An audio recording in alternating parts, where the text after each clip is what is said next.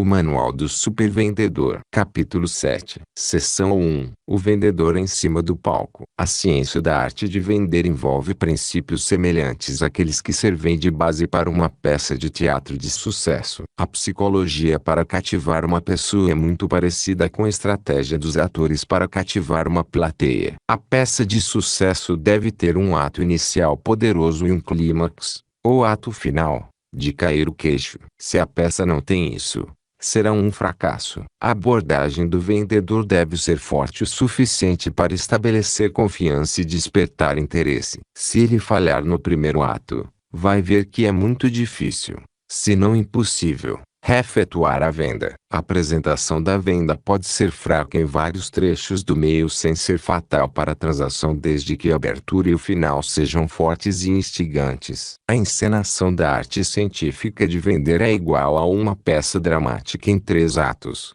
Ato I. Interesse. Deve capturar a atenção e despertar o interesse da plateia. Isso é obtido neutralizando a mente do comprador potencial e estabelecendo a confiança. Ato 2. Desejo. Nesse estágio deve-se desenvolver o enredo da apresentação. Mesmo que seja fraco, ainda pode vingar, desde que o primeiro ato tenha tido força. A plateia será indulgente se o primeiro ato tiver gerado confiança suficiente para despertar a expectativa de um final forte. O desejo deve ser desenvolvido durante a apresentação do tema. Ato 3. Ação. Aqui o objetivo tem de ser realizado. O fecho deve ser impactante, independentemente do que aconteceu nos primeiros 2 atos, ou a peça será um fracasso. No terceiro ou último ato, a venda é concluída ou perdida. O fechamento só pode ser induzido mediante uma apresentação adequada nos 2 primeiros atos. Não é nem preciso sugerir que a pessoa que desempenha com sucesso os 3 atos da peça de vendas deve ter e usar a imaginação. Imaginação é a oficina da mente,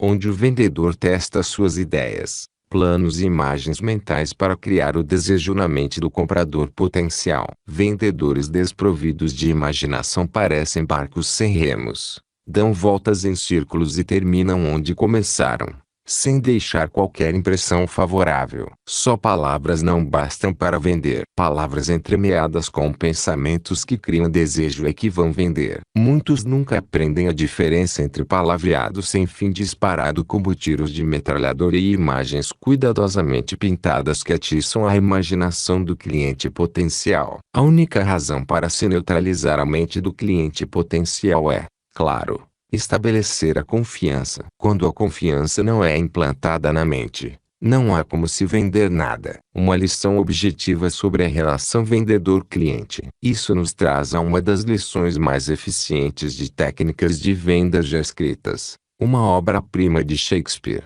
o discurso de Marco Antônio no funeral de Júlio César. O trecho é incluído aqui como uma lição objetiva sobre a relação vendedor-cliente, pois abrange todos os pontos importantes citados nos capítulos anteriores. Talvez você tenha lido o discurso, mas instamos para que leia de novo, cuidadosa e atentamente. Aqui são apresentadas interpretações entre parênteses, que devem ajudá-lo a extrair um novo significado do texto. O cenário do discurso de Marco Antônio é o seguinte: César está morto, e Brutus, o assassino, é convocado para explicar à plebe romana reunida no fórum porque eliminou César. Imagine uma turba ululante que acredita que Brutus fez um ato nobre ao assassinar César. Brutus sobe ao púlpito e explica seus motivos para assassinar César. Confiante de que havia se saído bem, volta a seu lugar. Todo o seu comportamento é de extrema arrogância,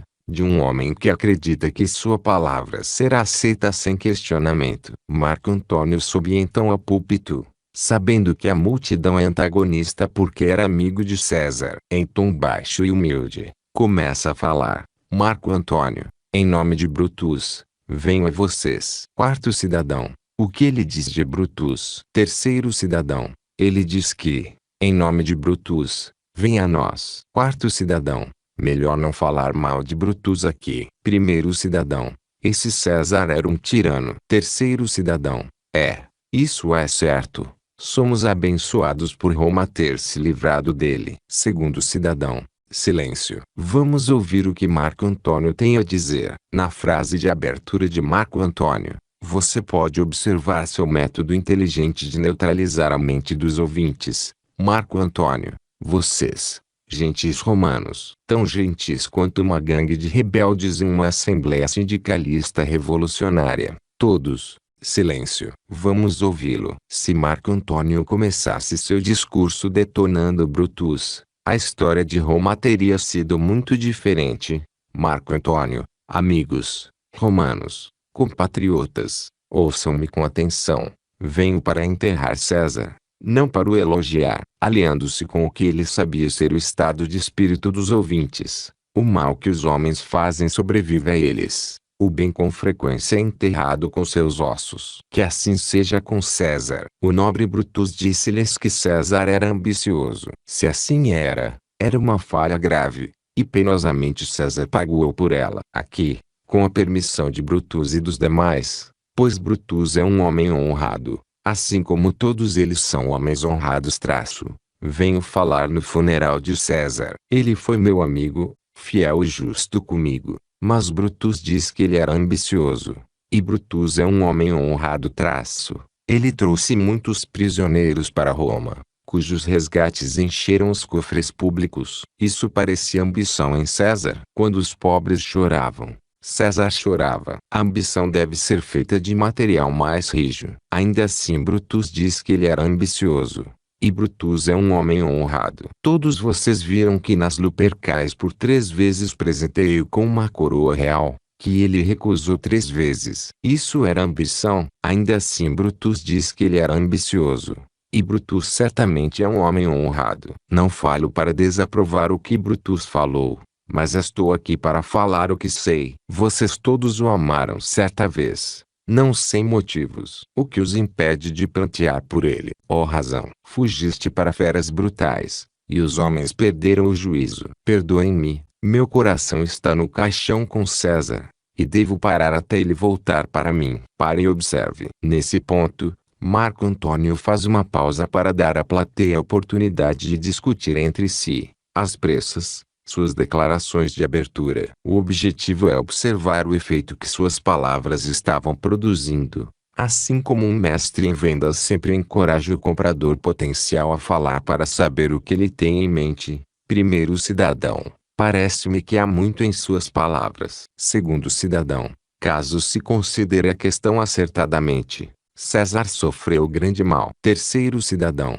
será, senhores, temo que virão piores no lugar dele. Quarto cidadão, notaram as palavras, não aceitou a coroa. Portanto, com certeza não era ambicioso. Primeiro cidadão, se assim for, alguém há de pagar caro. Segundo cidadão, pobre alma, seus olhos estão vermelhos como brasas por chorar. Terceiro cidadão, não existe em Roma homem mais nobre do que Marco Antônio. Quarto cidadão, atenção. Ele começou a falar de novo. Marco Antônio, mas ontem a palavra de César podia contrariar o mundo. Agora ele ali jaz, e nem o mais pobre lhe presta reverência. Ó senhores, apelando à vaidade deles, se eu estivesse disposto a incitar motim e fúria em seus corações e mentes, deveria ofender Brutus e ofender Cássio, que, todos vocês sabem, são homens honrados. Observe a frequência com que Marco Antônio repete o termo honrado,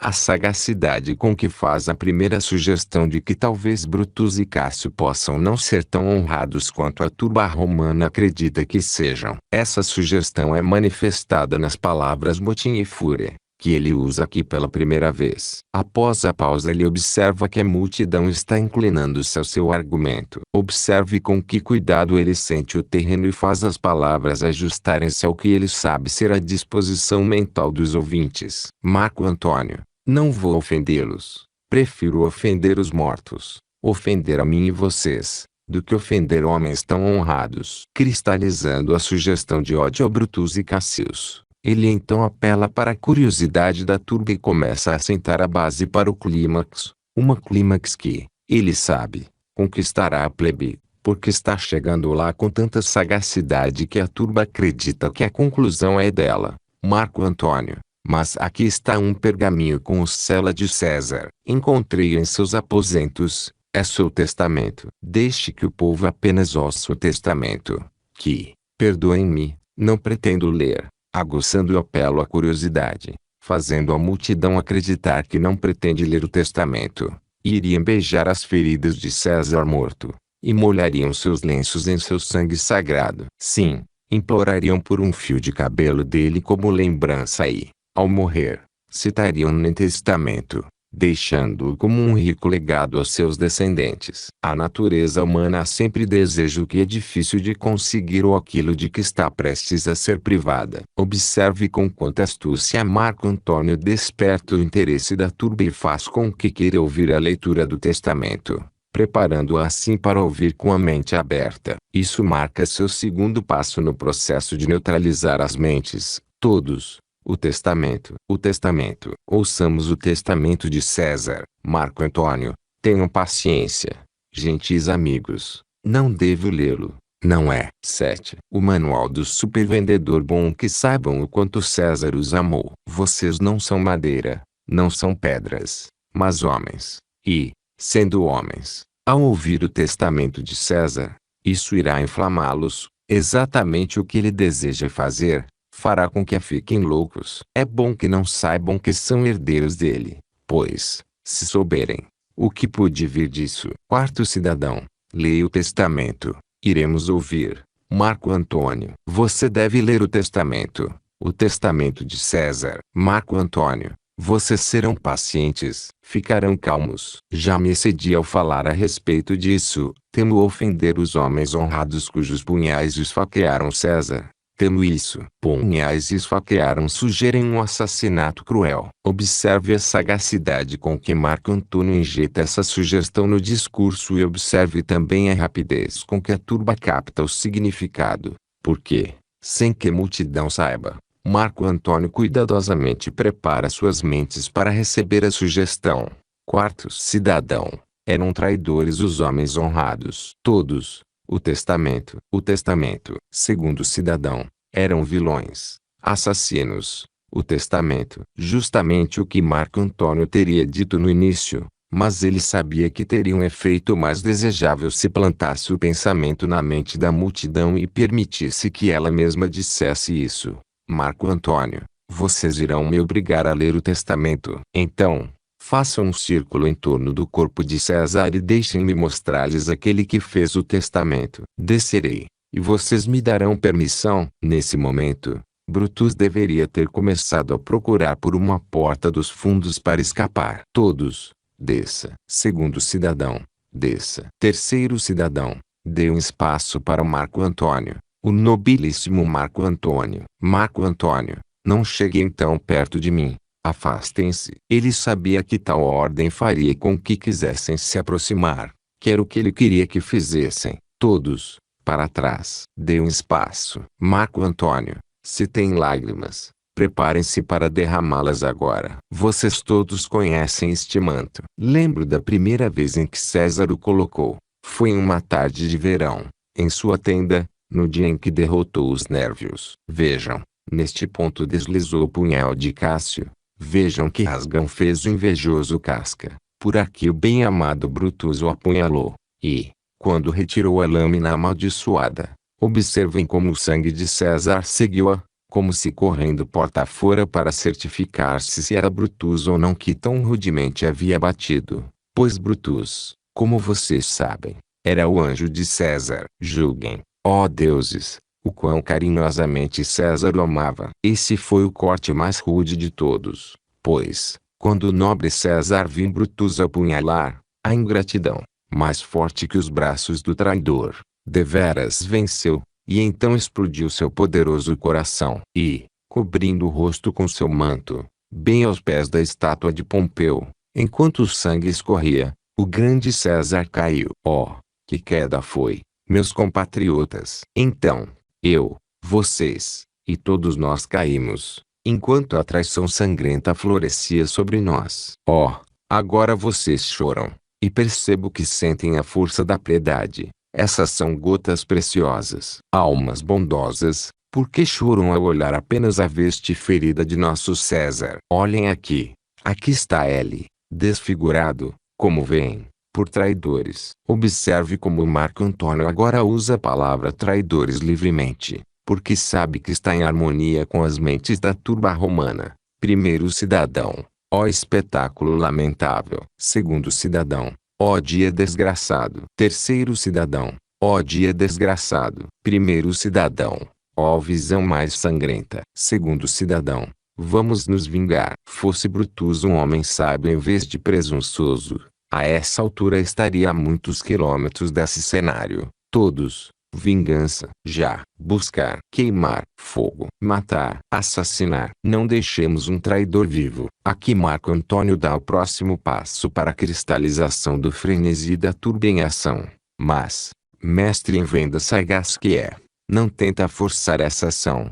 Marco Antônio, fiquem, compatriotas. Primeiro cidadão, silêncio aqui. Ouçam nobre Marco Antônio. Segundo cidadão, nós ouviremos, nós o seguiremos, nós morreremos com ele. A conclusão. Com essas palavras Marco Antônio sabe que tem a turba do seu lado. Observe como ele tira vantagem desse momento psicológico. O momento que todos os mestres em venda esperam.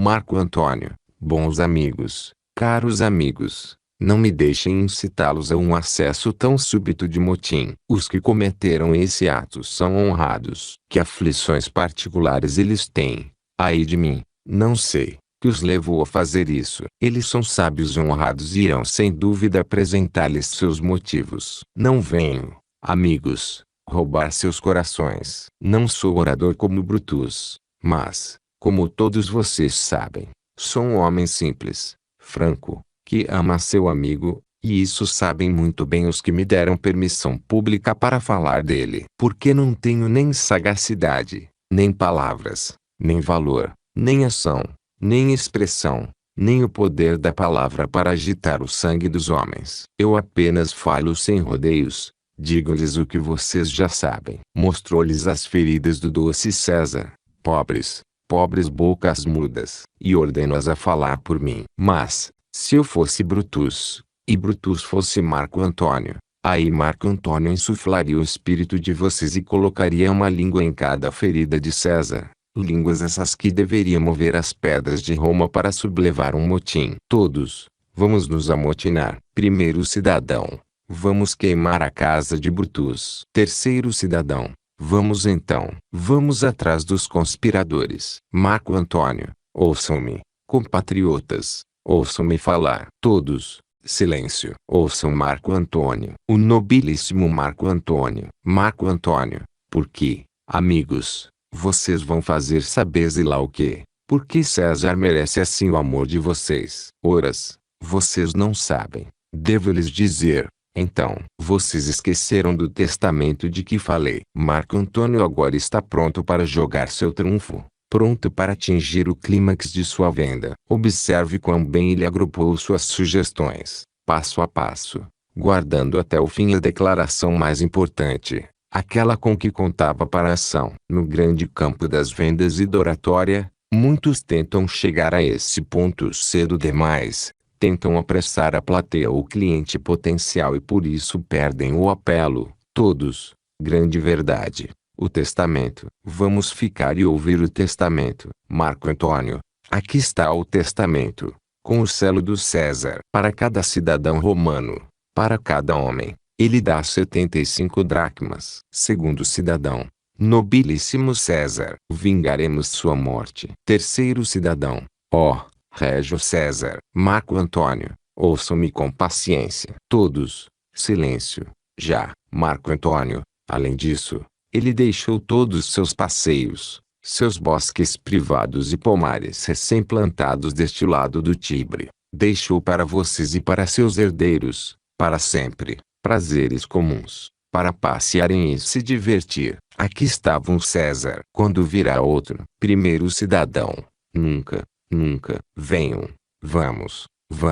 Queimaremos seu corpo no lugar sagrado e com a lenha incendiaremos as casas dos traidores. Peguem o corpo. Segundo cidadão, busquem fogo. Terceiro cidadão, arranquem os bancos. Quarto cidadão, Arranquei em bancos, janelas, qualquer coisa. E esse foi o final de Brutus. Ele perdeu a causa porque lhe faltou personalidade e bom discernimento para apresentar seu argumento do ponto de vista da turba romana, como Marco Antônio fez. Essa atitude indica claramente que ele estava cheio de si, orgulhoso de seu ato. Todos nós conhecemos pessoas que se assemelham a Brutus nesse aspecto e, se observamos de perto, notamos que elas não realizam muita coisa. Suponha que Marco Antônio tivesse subido no púlpito com uma atitude hipernóstica e começado seu discurso neste tom. Agora, deixem-me dizer a vocês, romanos, algo sobre este homem, Brutus. Ele é um assassino frio e, ele não teria ido adiante, pois a turba o teria vaiado. Vendedor esperto e psicólogo prático que era, Marco Antônio apresentou seu caso como se não parecesse ser ideia dele, mas da turba romana. Observe como Marco Antônio enfatizou a atitude de vocês e não eu. E observe, por favor, como o mesmo ponto é enfatizado ao longo de todo este livro. Shakespeare foi um gênio no mapeamento da psicologia humana. Todas suas obras baseiam-se no conhecimento infalível da mente humana. Ao longo do discurso de Marco Antônio, você observa o cuidado com que ele assumiu a atitude de vocês. Tamanho cuidado que a turba romana teve certeza que a decisão era dela. Devemos chamar sua atenção, entretanto, para o fato de que o apelo de Marco Antônio ao autointeresse da multidão romana foi do tipo astuto e baseado na dissimulação, algo de que homens desonestos muitas vezes fazem uso ao apelar para a estupidez e avareza de suas vítimas. Embora Marco Antônio evidencie grande autocontrole, assumindo em relação a Brutus uma atitude que não era real, é óbvio que seu apelo inteiro se baseia no conhecimento de como influenciar a mente da turba romana com bajulação. Bajulação que não é sincera pode ser muito perigosa e é facilmente detectável. Bajulação é uma coisa negativa. Mata a verdade que se deseja transmitir. Foi o entusiasmo positivo utilizado por Marco Antônio que lhe conferiu o poder de persuasão. Nunca se esqueça do entusiasmo. Veja como um amigo meu, graduado na ciência da realização pessoal, compreende e aplica um dos princípios mais importantes do poder de persuasão. Ponto 7. O Manual do Supervendedor. A importância do entusiasmo é o título de um ensaio de Robert Swabile, advogado de Nova York, exemplo bem-sucedido do entusiasmo e da definição de objetivo. Diz ele, o auge da advocacia é a arte do advogado de tribunal. Em busca dessa arte, milhares e milhares de livros foram escritos por especialistas em direito. E sempre que os advogados se reúnem, levanta-se a questão de que um advogado de tribunal precisa para atingir o ápice do sucesso. A resposta é sempre a mesma: preparo. Bem, isso é fato. Você tem que estar preparado. Hoje em dia,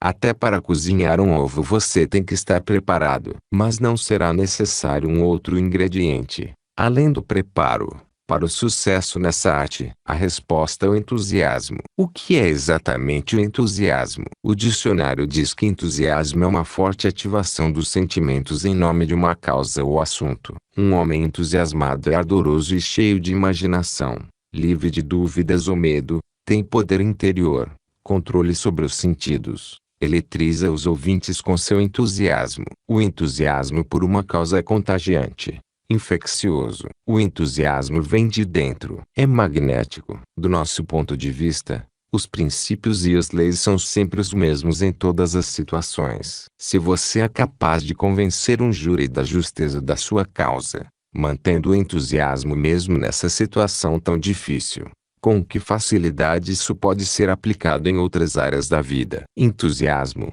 e desinteresse são igualmente contagiantes. A escolha é sua. O que falamos aqui refere-se a leis universais. Não descobrimos essas leis. Elas sempre existiram. Descobrimos nós mesmos. Não revelamos essas leis. Revelamos a nós mesmos. Essas leis universais estão disponíveis para todo mundo. Desenvolva o entusiasmo e ponha as leis a funcionar.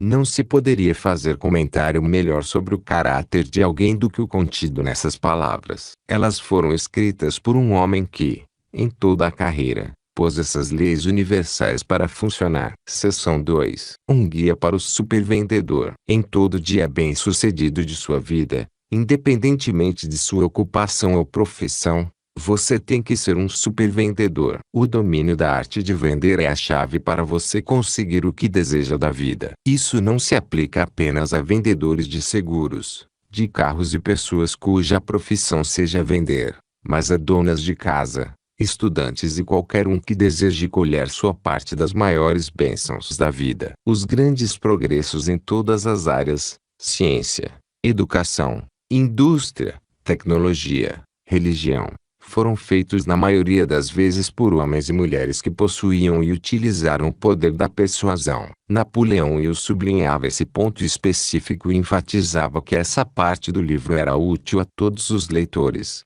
uma vez que aborda os fundamentos da arte do supervendedor. Se você duvida de que todo mundo precisa adquirir algum conhecimento prático da arte de vender, eu recomendo o seguinte: sublinhe em vermelho as palavras supervendedor e arte de vender toda vez que aparecerem neste capítulo. Em azul, escreva ao lado delas a sua própria situação, seja estudante, dona de casa, empresário, artista ou vendedor. Para um melhor resultado, faça isso antes de ler o capítulo minuciosamente. Depois de ler o capítulo inteiro, observando cada palavra sublinhada e cada anotação, você vai começar a se ver como uma super dona de casa, um super estudante, um super digitador, um super vendedor em qualquer atividade a qual se dedique. Vários fatores fazem parte do programa de desenvolvimento do vendedor bem-sucedido. A maioria é de natureza pessoal, tendo mais a ver com a pessoa do que com o produto ou serviço que ela oferece, ou com a organização que ela representa. Ao ler os capítulos anteriores com atenção e colocar em prática os conteúdos, o leitor dá o primeiro passo para se tornar um supervendedor. Ele realiza uma autoanálise honesta. Além das valiosas informações dos capítulos anteriores, existem algumas qualidades fundamentais que você tem de possuir se pretende realmente se transformar numa pessoa de sucesso. Aqui está uma lista dessas qualidades importantíssimas. Qualidades que qualquer um pode desenvolver com um pouco de pensamento e empenho sérios. É uma lista longa, e a perfeição só pode ser obtida com esforço constante. Porém, quando essa perfeição ou quase perfeição é enfim alcançada, nasce um supervendedor. Antes de entrar em considerações detalhadas sobre a lista completa de qualidades, gostaríamos de definir as 8 que são absolutamente necessárias. Pré-requisitos: 8 qualidades que um vendedor bem-sucedido deve possuir. 1. A aptidão física tem uma importância enorme pela simples razão de que, sem ela, nem o corpo nem a mente funcionam bem. Aptidão física é um pré-requisito para uma atitude mental positiva. Por isso, dê atenção aos hábitos de vida saudável, entre eles a boa alimentação, sono adequado, recreação e exercícios. 2. A coragem deve estar viva em todas as pessoas bem-sucedidas, especialmente na área de vendas, porque essa é uma atividade de alta pressão, intensa e inerentemente competitiva. 3. A imaginação também é um requisito crucial para o vendedor bem-sucedido. Ele deve prever diversas situações referentes ao cliente potencial. Deve ter uma imaginação que permita um entendimento solidário da posição, das necessidades e objetivos do cliente. Ele deve literalmente calçar os sapatos do outro. Isso exige imaginação. 4.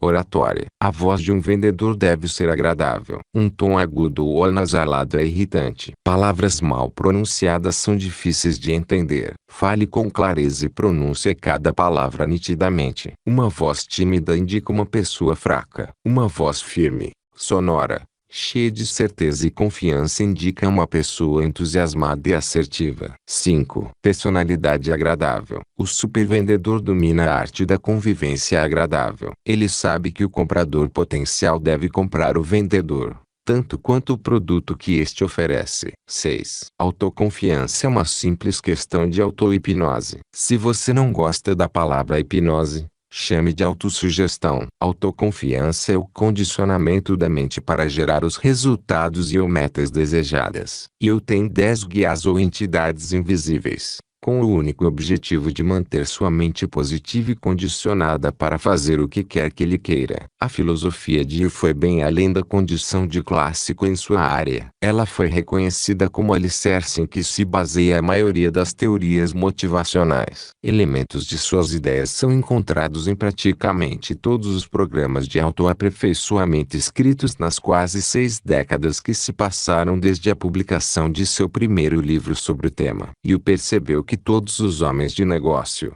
como W. Clement Stone, que ergueu a gigantesca Combined Insurance Company, mais tarde a Corporation, e Dale Smith, presidente e CEO da Evergreen International Aviation, de fato, todas as pessoas bem-sucedidas possuem um sistema para manter a mente positiva por intermédio da autossugestão. Um homem notavelmente bem-sucedido dá todo o crédito por seu sucesso à esposa. Assim que se casaram, ela escreveu um credo que lhe assinou e colocou sobre a escrivaninha. Leia o credo na página 30 e decida se quer copiar, assinar e colocar em cima de sua mesa. A mulher que escreveu o credo era uma psicóloga profissional de primeira linha. Sob a influência e a orientação de uma mulher como essa, qualquer homem poderia alcançar sucesso digno de nota. Repare como o pronome é usado generosamente. É uma afirmação de autoconfiança, exatamente como deve ser. Este seria um credo esplêndido a ser adotado por todo vendedor. Se você o adotar, isso não vai prejudicar suas chances de sucesso. Entretanto, a mera adoção não é suficiente. Você deve praticar. Leia de novo e de novo até saber de cor. Então, repita pelo menos uma vez por dia até transformá-lo literalmente num elemento de sua constituição mental. Mantenha uma cópia na sua frente como lembrete diário da promessa de praticá-lo. Desse modo, você fará uso eficiente da autossugestão para desenvolver a autoconfiança. Não se importe com o que digam de seu procedimento. Lembre-se apenas de que seu interesse é ser bem-sucedido, e esse credo, se dominado e aplicado, ajudará em muito. Qualquer ideia que você fixe firmemente no seu subconsciente por meio de afirmações repetidas automaticamente se transforma num plano ou fórmula que um poder invisível utiliza para ajudá-lo a atingir seu objetivo. 7. Aliança de Mastermind. Ninguém consegue alcançar resultados duradouros e de natureza abrangente sem a ajuda dos outros. Quando duas ou mais pessoas aliam-se em qualquer iniciativa, em espírito de harmonia e entendimento, cada pessoa da aliança multiplica a sua capacidade de realização. Em nenhum lugar esse princípio é aplicado com mais sucesso do que numa indústria ou empresa onde há um perfeito trabalho de equipe entre patrão e empregados. Onde você encontra um trabalho de equipe, encontra a prosperidade e boa vontade de ambos os lados. Dizem que cooperação é a palavra mais importante do dicionário. Ela desempenha um papel importante nos assuntos domésticos, na relação entre homem e mulher, pais e filhos. Esse princípio da cooperação é tão importante que nenhum líder consegue tornar-se poderoso ou durar muito se não o entender ou aplicar. A falta de cooperação destruiu mais empreendimentos do que todas as outras causas juntas. 8. Trabalho. Trabalho duro é a única coisa que transformará o treinamento e aptidão em vendas em dinheiro. Boa saúde, coragem ou imaginação não valem nada se não são usadas. O faturamento de um vendedor geralmente é fixado pela quantidade de trabalho duro e inteligente que ele efetua. Um vendedor bem-sucedido decifrou a relação entre trabalho e sorte. Ele explicou da seguinte maneira para a sua equipe de vendas: quanto mais é o trabalho duro e menos armo esquemas, mais sorte tenho. Não recorram à deusa da sorte em busca de sucesso. A sorte é um jogo, e o trabalho fornece margem de segurança para o sucesso verdadeiro. Avalie atentamente essas 8 qualidades. Questione-se repetidamente sobre quais você possui mesmo e em quais é deficiente. Trabalhe para melhorar a autodisciplina, pois a autodisciplina é a chave para o domínio dos 8 pré-requisitos e com isso o caminho para o domínio da arte de vender. O credo da autoconfiança. Eu acredito em mim. Eu acredito naqueles que trabalham comigo. Eu acredito em meu empregador. Eu acredito em meus amigos. Eu acredito em minha família. Eu acredito que Deus irá conceder tudo de que preciso para ser bem-sucedido se eu fizer o meu melhor para merecê-lo. prestando. 7. O Manual do Supervendedor. Serviço honesto e impecável. Eu acredito na prece e jamais fecharei meus olhos para dormir sem rezar por orientação divina a fim de ser paciente com as outras pessoas e tolerante com aqueles que não acreditam no mesmo que eu. Eu acredito que sucesso é o resultado de esforço inteligente e não depende de sorte, de práticas abusivas ou de trair amigos, companheiros ou meu empregador. Eu acredito que receberei da vida exatamente o que der. Portanto, eu terei o cuidado de me portar com os outros como eu gostaria que agissem em relação a mim. Eu não vou difamar aqueles de quem eu não gosto. Eu não vou fazer meu trabalho de modo desleixado. Não importa o que eu veja outros fazendo. Eu vou prestar o melhor serviço de que eu sou capaz porque me comprometi a ser bem-sucedido na vida e eu sei que o sucesso é sempre resultado de esforço eficiente e consciente. Finalmente, eu irei perdoar aqueles que me ofenderem, porque eu entendo que algumas vezes eu ofenderei outros e eu necessitarei do perdão deles. Assinado sublinhado. Os próximos pontos também são muito importantes para o aluno da arte de vender. São qualidades que dão polimento e afinesse profissional que todo vendedor deve ter para se tornar um supervendedor. Qualidades profissionais. 1. Conhecer o produto que está vendendo. O supervendedor analisa cuidadosamente e está plenamente familiarizado com todos os aspectos do produto ou serviço que oferece. Conhecimento do produto pode significar a diferença entre sucesso e fracasso. 2. Acreditar no produto ou serviço. Nenhum vendedor pode ser bem-sucedido vendendo algo que não entende ou em que não acredita. O supervendedor nunca tenta vender uma coisa em que não tenha confiança implícita, porque sabe que sua mente transmitirá sua falta de confiança para a mente do comprador potencial, independentemente do quanto a apresentação seja agradável. 3. Produto adequado. O supervendedor analisa o comprador potencial e suas necessidades e oferece apenas o que é pertinente. Ele nunca tenta vender um Rolls Royce para alguém que deveria comprar um Dodge, mesmo que o comprador potencial tenha condições financeiras para comprar um carro mais caro. Ele sabe que um mau negócio para o comprador é um negócio ainda pior para o vendedor. 4.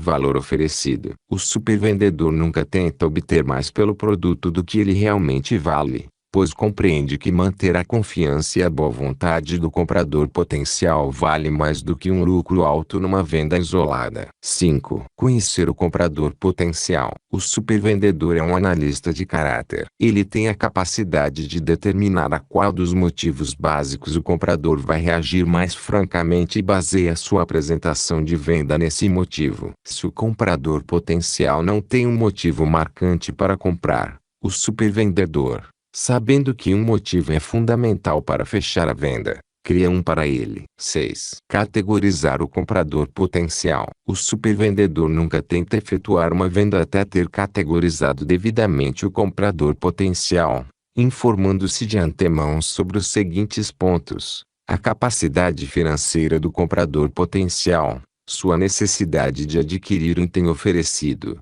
seus motivos para comprar. Tentar realizar uma venda sem antes categorizar o comprador potencial é um erro que figura no topo da lista das causas para não vender. 7. Capacidade de neutralizar a mente do comprador. O supervendedor sabe que nenhuma venda pode ocorrer até a mente do comprador potencial ser neutralizada ou estar receptiva. Munido desse conhecimento, ele nunca tenta fechar uma venda até ter aberto a mente do comprador e é preparado para receber a semente de desejo pelo produto oferecido. A neutralização da mente do comprador será discutida em profundidade na seção 5 deste capítulo. 8. Capacidade de fechar uma venda. O supervendedor é um artista em termos de chegar ao momento de fechar da venda e passar por ele com sucesso. Ele treina para sentir o melhor momento psicológico para terminar a apresentação e fechar a venda. Raramente, se é que alguma vez, ele pergunta ao comprador potencial se ele está pronto para fazer negócio. Em vez disso,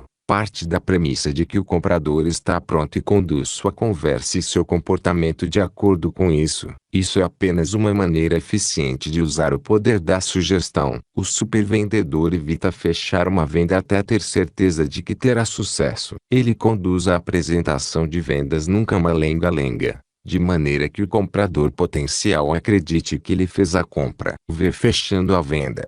Na seção 6 deste capítulo, qualidades pessoais. 9. Talento dramático. O supervendedor é também um superartista. Tem a capacidade de atingir a mente do comprador potencial dramatizando a apresentação de forma honesta, dando um colorido suficiente para despertar forte interesse, ou apelar à imaginação do comprador potencial. 10. Autocontrole. O supervendedor exerce controle total sobre sua cabeça e coração o tempo todo. Ele sabe que, se não se controlar, não pode controlar o comprador potencial. 11. Iniciativa. Independentemente do que você esteja fazendo agora, todo dia lhe traz a oportunidade de prestar algum serviço, fora de suas funções habituais, que terá valor para os outros. Você presta esse serviço adicional por conta própria e é claro que sem a intenção de obter uma recompensa financeira. Você presta esse serviço porque ele proporciona meios de desenvolver, exercitar e fortalecer o espírito agressivo de iniciativa que você deve possuir para se tornar uma figura de destaque no meio que escolheu. Aqueles que só trabalham pelo dinheiro, aqueles que não recebem nada além de dinheiro pelo trabalho, sempre são mal pagos, independentemente de quanto ganhem. Dinheiro é necessário, mas os grandes prêmios da vida não podem ser medidos em dólares e centavos. Nenhuma quantidade de dinheiro poderia tomar o lugar da alegria e da paz mental. O supervendedor compreende o valor e utilidade da iniciativa. Nunca precisam lhe dizer o que fazer ou como fazer. Ele usa a imaginação para criar planos que traduzem ação por iniciativa própria. Ele precisa de pouca supervisão, se é que de alguma. 12. Tolerância. O supervendedor tem a mente aberta e é tolerante em todas as questões, sabendo que a abertura mental é fundamental para o crescimento. 13. Pensamento preciso. O supervendedor pensa, reserva tempo e se dá ao trabalho de colher fatos para embasar seu pensamento. Ele não tenta adivinhar quando os fatos estão disponíveis. Ele nunca dá opiniões que não se baseiem em fatos. 14. Persistência. O supervendedor nunca é influenciado pela palavra não e não reconhece a palavra impossível. Para ele, tudo pode ser alcançado. Para o supervendedor, a palavra não é apenas a deixar para começar a apresentação de vendas com determinação. Ele sabe que todos os compradores seguem a linha da menor resistência e apelam para o álibi do não. Como sabe disso? O supervendedor raramente é suscetível à influência negativa da resistência à venda. A história a seguir é um exemplo lúcido de como um vendedor aprendeu a ouvir só o que queria ouvir.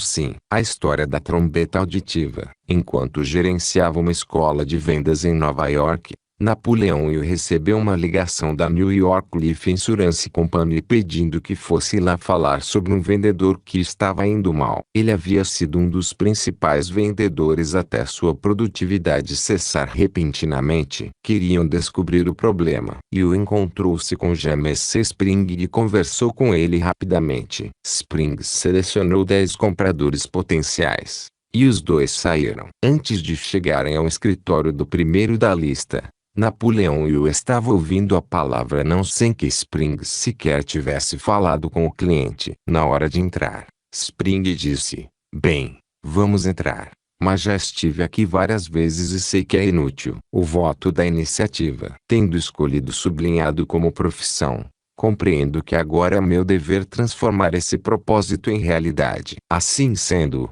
vou criar o hábito de todos os dias adotar alguma ação específica que me deixará um passo mais perto de ser um supervendedor. Sei que a procrastinação é inimiga mortal de todos aqueles que serão líderes em qualquer empreendimento e eliminarei esse hábito. 1. Fazendo algo útil e definido todos os dias, sem que ninguém me diga para fazer. 2. Procurando até encontrar pelo menos uma coisa que eu possa fazer todos os dias, que eu não costumava fazer e que tenha valor para outras pessoas. 3. Falando a pelo menos uma pessoa todos os dias sobre o valor de praticar o hábito de fazer alguma coisa que precisa ser feita, sem que ninguém mande fazer. Sei que os músculos do corpo ficam fortes na mesma proporção em que são utilizados. Por isso compreendo que o hábito da iniciativa é fixado na mesma proporção em que é praticado. Reconheço que o lugar para dar início ao hábito de tomar a iniciativa são as pequenas coisas corriqueiras ligadas ao meu trabalho diário. Por isso, irei trabalhar todos os dias como se trabalhasse apenas com o objetivo de desenvolver esse hábito. Compreendo que, ao exercitar o hábito de tomar a iniciativa no que se refere ao meu trabalho diário, não só desenvolverei tal hábito, como também atrairei a atenção daqueles que darão mais valor aos meus serviços em consequência dessa prática. Assinado sublinhado ao contar a história, e o comentou: bem, é claro que eu sabia que com esse tipo de atitude era inútil. Fomos para a segunda visita, mas uma vez ele falou: esse aqui estou em dúvida. Estive aqui só uma vez, mas ele me deu a impressão de que não vai comprar. Esse tipo de atitude continuou até o meio-dia, quando finalmente falei: vamos voltar para o escritório, e vou dizer qual é o problema e como achar a resposta para ele. Spring tinha 65 anos de idade, mas muito antes disso já fora chamado de velho. E ele ficara com a impressão de que era velho demais para vender seguros. Só que ele tinha um ouvido muito bom.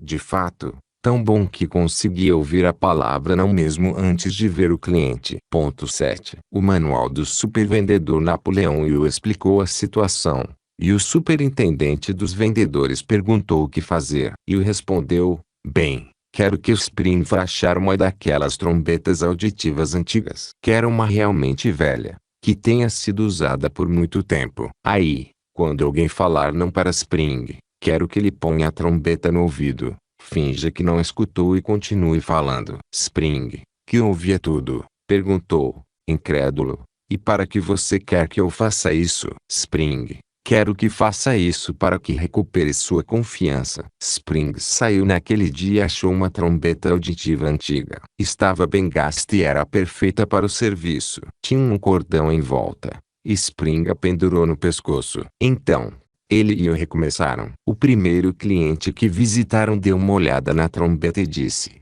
Spring, eu não sabia que você tinha dificuldades auditivas. Spring pegou a trombeta, levou até o ouvido e gritou: hein? O homem repetiu o comentário. Spring sorriu e respondeu: acho que sim. E passou a apresentação. A venda foi um sucesso. Até o fim da semana, ele realizou mais 5 vendas, seu maior recorde até então. Spring aprendeu a não se considerar velho demais para vender seguros. Aprendeu a não ouvir a palavra não mesmo depois de ela ter sido dita e certamente nunca antes de ser dita. Quando o vendedor vai falar com um cliente potencial, o comprador capta sua atitude mental, independentemente de se dar conta disso. Se o vendedor tiver dúvidas, é improvável que tenha sucesso. É assim que a mente humana funciona. Um supervendedor nunca deixa o comprador potencial tomar a iniciativa. Ele assume o comando desde o começo e o mantém até o fim. Se o comprador potencial levanta alguma objeção,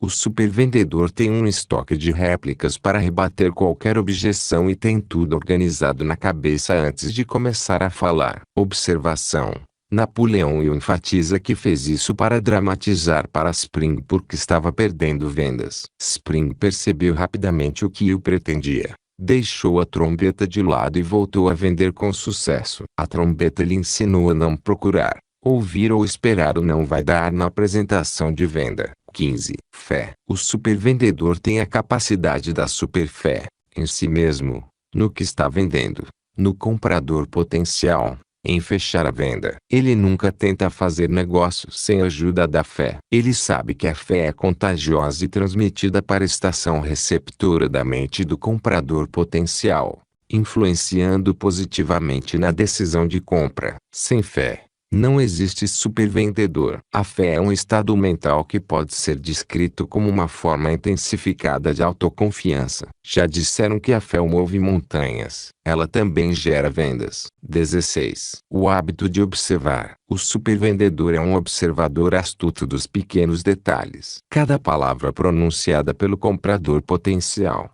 cada mudança na expressão facial, cada movimento é devidamente observado. E o significado, Avaliado. 17. O hábito de prestar mais serviço do que o esperado. O supervendedor segue o hábito de prestar um serviço maior em quantidade e melhor na qualidade do que o esperado, lucrando assim com a lei dos retornos crescentes e também com a lei dos contrastes. 18. Lucrando com fracassos e erros. Para o supervendedor não existe esforço perdido. Ele lucra com todos os seus erros e também observando os erros dos outros. Ele sabe que todo fracasso e erro, se analisado, traz a semente de um sucesso equivalente. 19. Mastermind. O supervendedor entende e aplica o princípio do Mastermind, com o qual multiplica muitas vezes seu poder de realização. Esse princípio é simplesmente a coordenação de duas ou mais mentes individuais, trabalhando em perfeita harmonia em prol de um objetivo definido. 20. Um objetivo principal definido. O supervendedor sempre trabalha com uma cota ou meta de vendas definida em mente. Ele nunca vai trabalhar apenas com o objetivo de vender tudo que puder. Ele não só trabalha com uma meta definida em mente, como estabelece um prazo definido para alcançar a meta. 21. A regra de ouro. O supervendedor usa a regra de ouro como base de todas as suas transações, colocando-se no lugar do outro e vendo a situação do ponto de vista do outro. A regra de ouro aplicada. A melhor ilustração da regra de ouro na prática é uma história que se passou na virada do século XIX para o XX. Numa tarde de chuva, há muitos anos, uma senhora de idade entrou em uma loja de departamentos de Pittsburgh. Vagou por lá sem muito objetivo, como uma pessoa que está só olhando. A maioria dos vendedores deu uma olhada rápida nela e se ocupou em arrumar o estoque nas prateleiras para evitar ser incomodado. Entretanto, um rapaz viu a senhora e foi perguntar educadamente se poderia ajudar. Ela informou que estava apenas esperando a chuva parar, que não desejava comprar nada. O jovem garantiu que ela era bem-vinda e, envolvendo-a numa conversa, fez a senhora sentir que ele realmente era sincero no que dizia. Quando ela estava pronta para sair, ele a acompanhou até a rua e abriu sua sombrinha. Ela pediu o cartão dele e foi embora. O fato havia sido esquecido pelo jovem, quando um dia foi chamado ao escritório do chefe da empresa, que lhe mostrou a carta de uma senhora que queria que um vendedor fosse à mansão dela na Escócia anotar pedidos de mobília. A senhora era mãe de Andrew Carnegie. Também era a mesma senhora que o jovem havia tratado com grande cortesia meses antes. Na carta, a senhora Carnegie especificou que desejava que o jovem fosse enviado para buscar o pedido. A encomenda representava uma quantia enorme, e o incidente propiciou ao jovem uma oportunidade de progresso que ele poderia jamais ter tido, não fosse a cortesia com uma senhora que não parecia uma venda garantida. Assim como as grandes leis fundamentais da vida estão contidas nos tipos mais comuns de experiências cotidianas,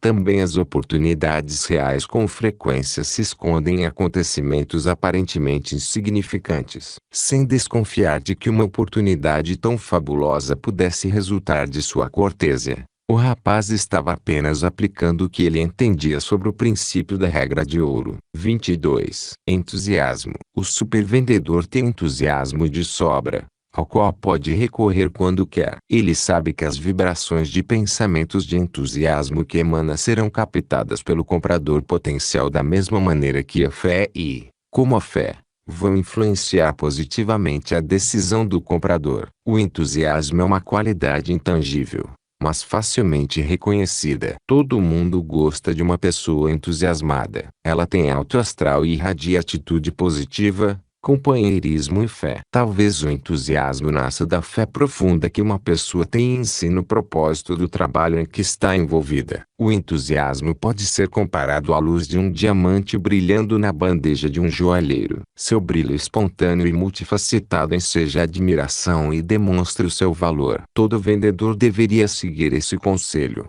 Emprega tudo o que possuis na aquisição de entusiasmo. 23. Boa memória. Os princípios pelos quais se pode treinar uma memória precisa e sem falha são poucos e relativamente simples. Retenção. receber uma impressão por um ou mais dos 5 sentidos e registrá-la de maneira lógica. Esse processo pode ser comparado ao registro de uma imagem na placa sensível de uma câmera fotográfica. Lembrança: reviver ou recordar na mente consciente aquelas impressões sensoriais que foram gravadas na mente subconsciente. Esse processo pode ser comparado ao ato de percorrer um fichário e pegar a ficha em que a informação foi previamente registrada. Reconhecimento: capacidade de reconhecer uma impressão sensorial quando ela é chamadamente consciente, identificá-la como uma cópia da impressão original e associá-la à fonte original. Esse processo permite que façamos a distinção entre memória e imaginação. Melhore sua memória. Esses são os 3 princípios que influem no ato de lembrar. Vamos agora aplicá-los e determinar como devem ser usados de maneira eficiente. Quando quiser ter certeza da sua capacidade de se lembrar de alguma impressão sensorial,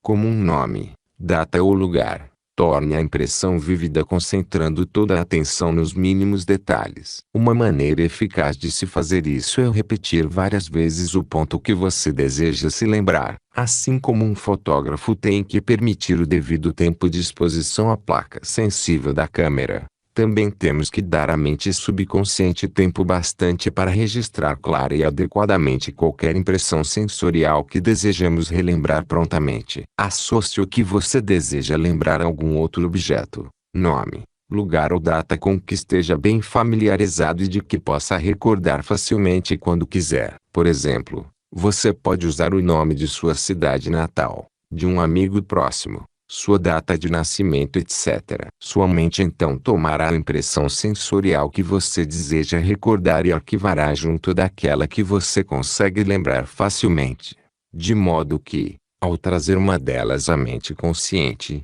a outra venha junto. Repita algumas vezes o que deseja lembrar, concentrando-se. A causa comum para não lembrar nomes de pessoas resulta principalmente de, antes de tudo, não os ter registrado direito. Quando for apresentado a alguém cujo nome deseje lembrar, repita tal nome 4 ou 5 vezes, depois de ter certeza de que entendeu direito. Se o nome for parecido com o de uma pessoa que você conhece bem, associe um ao outro, pensando nos dois ao registrar o novo nome. Se alguém lhe der uma carta para colocar no correio, olhe para a carta. Aumente seu tamanho na imaginação e a veja pendurada em cima de uma caixa de correio. Fixe em sua mente uma carta do tamanho aproximado de uma porta e associe a uma caixa de correio de tamanho proporcional. Você observará que a primeira caixa de correio que avistar na rua o fará lembrar daquela enorme carta de aspecto esquisito que você tem no bolso. Suponha que você foi apresentado a uma mulher cujo nome é Elizabeth Scherer e deseje conseguir lembrar o nome dela depois. Enquanto repete o nome,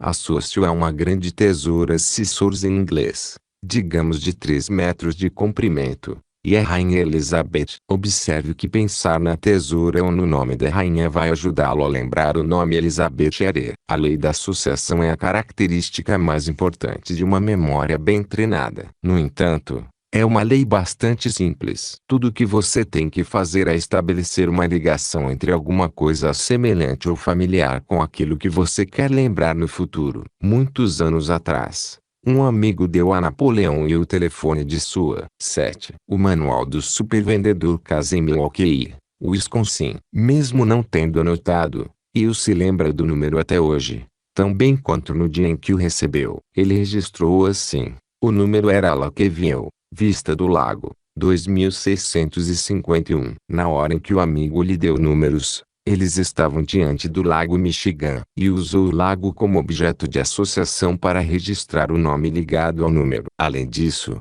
o número de telefone era composto das idades de seu irmão, 26, e do pai, 51. Ele associou o nome dos dois ao número e, para lembrar do nome do número telefônico, só tinha que pensar no Lago Michigan, no irmão e no pai. 24. Humildade. Muita gente pensa que humildade é uma virtude negativa. Não é. É poderosamente positiva. A humildade é uma força que a pessoa pode acionar e operar para o seu próprio bem. Todos os grandes avanços espirituais, técnicos e culturais, basearam-se nela. É o primeiro requisito do verdadeiro cristianismo. Com a ajuda da humildade, Gandhi libertou a Índia. E Albert Schweitzer criou um mundo melhor para milhares de africanos nas selvas e para todos nós. A humildade é absolutamente fundamental no tipo de personalidade necessária para você chegar ao sucesso pessoal. Seja qual for o seu objetivo, você vai ver que ela é ainda mais essencial depois que chegar ao topo. O credo de Barnes, sócio de Thomas Edison. 1.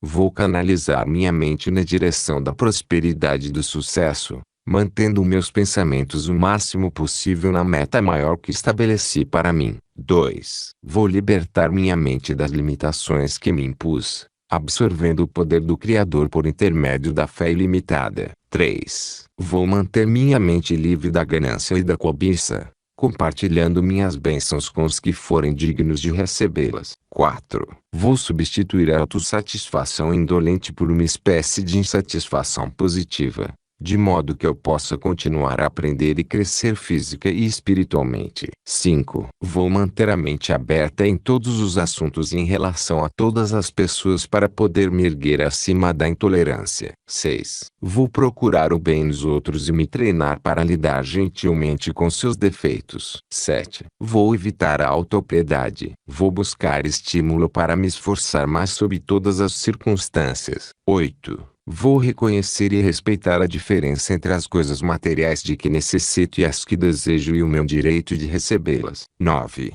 Vou cultivar o hábito de fazer um esforço extra e sempre prestar um serviço maior e melhor do que esperam de mim. 10. Vou transformar adversidades e derrotas em triunfos, lembrando que elas sempre carregam em si as sementes de benefícios equivalentes. 11. Sempre vou me comportar em relação aos outros de maneira a nunca sentir vergonha do homem que cumprimento no espelho todo dia de manhã. 12. Finalmente, minha oração diária será por sabedoria para reconhecer e viver a vida em harmonia dentro do propósito geral do Criador. Sem humildade você nunca obterá sabedoria, pois uma das características mais importantes do sábio é a capacidade de dizer posso estar errado. Sem humildade você jamais será capaz de encontrar a semente de um benefício igual ou maior na derrota ou na adversidade. A humildade é uma força positiva que não conhece limites. É uma coisa pequenina, mas não ignore. A humildade é um ingrediente vital da grandeza. 25. Acreditar no sucesso. O sucesso é obtido por aqueles totalmente imbuídos da crença de que podem alcançá-lo. Tais pessoas estão convencidas de um fato: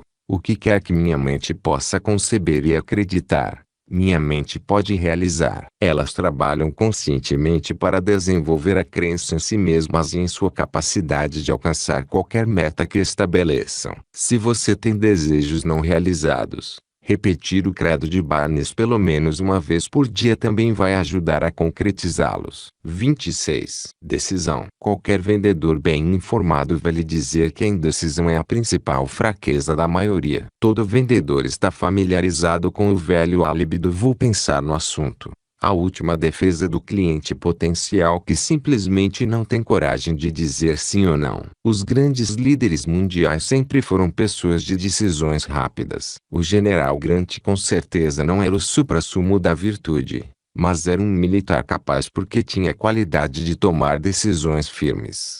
E isso era o suficiente para contrabalançar suas fraquezas. A história de seu sucesso militar está compilada na resposta que ele dava aos críticos: vamos lutar ao longo dessas linhas mesmo que leve o verão inteiro. Decida e haja. Quando Napoleão tomava a decisão de movimentar seus exércitos em dada direção, não permitia que nada o fizesse mudar de decisão. Se a linha de marcha levasse os soldados a uma vala cavada pelos oponentes para detê-los, dava a ordem de fechar a vala, enchendo-a de homens e cavalos mortos suficientes para transpô-la. O suspense da indecisão leva milhões de pessoas ao fracasso. Um homem condenado uma vez disse que o pensamento da proximidade da execução não era tão aterrorizante, uma vez que ele havia decidido aceitar o inevitável. A visão de Andrew Carnegie de uma grande indústria de aço jamais teria se materializado se ele não tivesse tomado a decisão de transformar seu sonho em realidade. Wallace Johnson e Clemons Wilson, de Memphis, no Tennessee, sonharam em ser os maiores hoteleiros dos Estados Unidos. E a cadeia de Ole Dines é um tributo à visão dos fundadores. A rede adotou técnicas de marketing inovadoras e estabeleceu exigências de qualidade para os franqueados que se tornaram padrão na indústria. Entre as mais divulgadas está o slogan: "Nossa placa representa qualidade ou não se apresenta". Se uma franquia não atendesse aos padrões de qualidade da Ole Dines, Johnson e Wilson mandavam um guindaste retirar o grande letreiro verde. A procrastinação com certeza não desempenhou um papel nessa história de sucesso fenomenal. Imaginação por si só não basta para garantir o sucesso. Milhões de pessoas são dotadas de imaginação e criam planos que trariam fama e fortuna facilmente. Mas esses planos nunca chegam à etapa da decisão. É preciso decisão definitiva. A pessoa decidida consegue o que quer.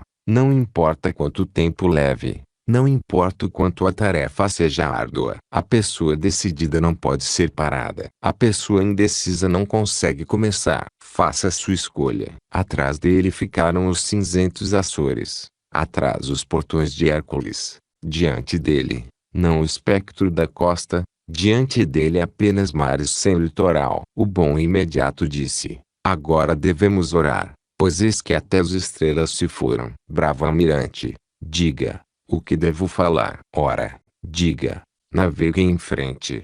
Quando Colombo partiu em sua famosa jornada, tomou uma das decisões de maior alcance da história da humanidade. Se não tivesse se mantido firme em sua decisão, a liberdade dos Estados Unidos jamais teria se tornado realidade. Faturamento dobrado. O falecido Earl Nightingale, cujo programa de rádio Ocean Jingold era ouvido diariamente em centenas de estações, tomou uma decisão e dedicou tempo a aprender os segredos do sucesso. Você vai ver que ele aprendeu uma lição muito valiosa na primeira semana e dobrou seu faturamento. Seus esforços geraram grande segurança financeira e reconhecimento nacional. Além do programa de rádio, ele era um palestrante famoso e gravou várias fitas e discos que foram campeões de venda. Earl Nightingale foi a voz e a personalidade por trás do audiolivro Think and Grow Rich, Pense e Enriqueça, baseado no maior best-seller de Napoleão Hill. Nightingale disse: "Em mais de 20 anos procurando uma fórmula pela qual uma pessoa pudesse usar todo e qualquer elemento a seu favor, só encontrei as respostas quando li Napoleão Hill. Usando a fórmula da realização de Hill, consegui dobrar meu faturamento em uma semana. Foi uma façanha e tanto, porque meu faturamento na época já era considerável. Aí pensei que, se havia funcionado uma vez, poderia funcionar de novo e ao mesmo tempo tirar todas as dúvidas sobre a eficácia do processo. Repeti o processo. Qualquer pessoa que estude com cuidado e pratique diligentemente os métodos comprovados de Napoleão Hill com certeza consegue alcançar o que seu coração deseja. O trabalho de Hill mudou minha vida e o recomendo de todo o coração a qualquer um que se interesse em ter uma vida melhor. Dê uma olhada nas pessoas à sua volta e observe esse fato significativo. As pessoas bem-sucedidas são aquelas que tomam decisões rápidas e se mantêm firmes depois que decidiram. Se você tem o costume de decidir uma coisa hoje e mudar de ideia amanhã, está fadado ao fracasso. Se não tem certeza do caminho a seguir, é melhor fechar os olhos e andar no escuro do que não se mexer. O mundo irá perdoá-lo se você cometer erros, mas nunca o perdoará se você não tomar uma decisão. Porque ninguém vai ouvir falar de você fora do seu círculo imediato. Você está consumindo tempo. Tudo é sempre uma questão do movimento seguinte. Mova-se com decisões rápidas, e o tempo estará a seu favor. Fique parado, e o tempo pode atropelar você. Você nem sempre fará o movimento certo, mas, se fizer movimentos suficientes, vai conhecer o poder interior especial capaz de mantê-lo trabalhando na rota do sucesso. O domínio dessas qualidades habilita quem trabalha com vendas a ser considerado um supervendedor. Estude essa lista criteriosamente. Você pode adquirir todas as qualidades citadas. Você também pode aprender. Um excelente exemplo da falácia de que já nasce vendedor e não se torna um e uma prova de que a arte de vender pode ser dominada por aqueles que realmente desejam aprendê-la é a história de Clarence Walker, da Geórgia. Clarence N. Walker, executivo aposentado da Coca-Cola, Em Atlanta, construiu uma carreira altamente bem-sucedida em vendas. Sua notável capacidade de capturar e prender a atenção de uma plateia não só lhe rendeu a distinção de ser um dos relações públicas mais proeminentes da empresa, como também a recompensa muito maior de ter inúmeros amigos. Seu humor e sua inteligência são uma vitrine reluzente para uma mensagem ainda mais séria: o valor da cidadania consciente e responsável em qualquer campo em que se escolha. 7. O Manual do Supervendedor Trabalhar. A arte das vendas pode ser dominada por qualquer pessoa que deseje aprender. Clarence Walker com certeza demonstrou isso em sua vida. Ele lidou com vendedores na maior parte do tempo e exercitava aquilo que pregava: o valor do poder de persuasão. Ele não demonstrava persuasão visitando comerciantes ou tentando vender produtos para as pessoas, mas demonstrava como representar bem a empresa em matéria de relações públicas, prestando um serviço aos outros. Sua vida é um bom exemplo de como a arte de vender é vital e necessária em qualquer situação de vida. Num discurso no Rotary Club de Nova York, Walker disse: tenham uma grande visão. Seu sucesso e sua felicidade nunca serão mais puros, mais brilhantes ou melhores do que a visão que vocês tenham ou do quadro que pintem para si mesmos. Ponto. Tenham fé nessa visão. Tenham fé nos seus planos, no seu negócio, no seu governo, na sua cidade, em Deus, em suas preces, naquilo que é bonito e fundamental. Ponto. E, não menos importante, tenham fé em si mesmos. Tenham coragem. Às vezes essa é a parte mais difícil. Mas tenham a coragem de sair para fazer o trabalho necessário para concretizar sua visão e fé. Acho que Shakespeare tinha razão quando disse: se fazer-o fosse tão fácil quanto saber o que seria bom fazer, as capelas seriam igrejas, e as choupanas dos pobres, palácios de príncipes. Mas não é tão fácil. Muitas vezes é mais difícil viver e trabalhar para o que é certo do que lutar e morrer por isso. Mas nunca esqueçam do valor dessas coisas. Ponto. E do valor do investimento na amizade. Ponto. E, quanto a mim, deixem que eu viva em minha casa à beira da estrada por onde passa a raça dos homens. Homens que são bons, homens que são maus, tão bons e tão maus quanto eu. Não me sentaria no assento do escarnecedor, nem lançaria a blasfêmia do cínico. Deixem que eu viva em minha casa à beira da estrada e seja um amigo dos homens. Nascido em Elijah, na Geórgia, Walker graduou-se nas escolas Berry, em Mt. Berry, na Geórgia. Formou-se bacharel em Direito pela Universidade da Geórgia, em Athens. Na Primeira Guerra Mundial, serviu como oficial e executivo na produção de aviões. Na Segunda Guerra, foi diretor regional da Agência Nacional de Habitação, supervisionando 8 estados do Sudeste norte-americano. Foi advogado na Geórgia e na Carolina do Norte por 6 anos. Depois passou pelos setores bancário, imobiliário e de investimentos e foi gerente de negócios das escolas Berry. Por 14 anos, fez parte da equipe da Coca-Cola Company, membro ativo da igreja e de organizações cívicas, comunitárias e de fraternidades. Walker foi membro do Rotary Club por mais de 40 anos, e membro do corpo de diáconos da Primeira Igreja Batista de Atlanta, onde dá aula de Bíblia para homens. Walker é um vendedor todos os dias de sua vida. Em qualquer empreendimento ao que se dedica, ele pensa e age como vendedor. É uma arte que ele praticou e utilizou para produzir uma carreira plena e satisfatória. Você pode fazer o mesmo se quiser. Seção 3. As principais deficiências na personalidade e nos hábitos dos vendedores. Assim como existem qualidades positivas fundamentais para se tornar um supervendedor, existem aquelas negativas que o aprendiz de vendedor deve evitar. São os pontos fracos da personalidade e da aptidão profissional. Leia essa lista de pontos fracos com cuidado. Risque qualquer fraqueza que saiba que já superou. Faça um X onde sente que precisa melhorar. Repita até melhorar. Se você sinceramente deseja o sucesso, volte a essa sessão e estude até atribuir-se nota 10 em tudo. Feito isso, peça a um amigo próximo,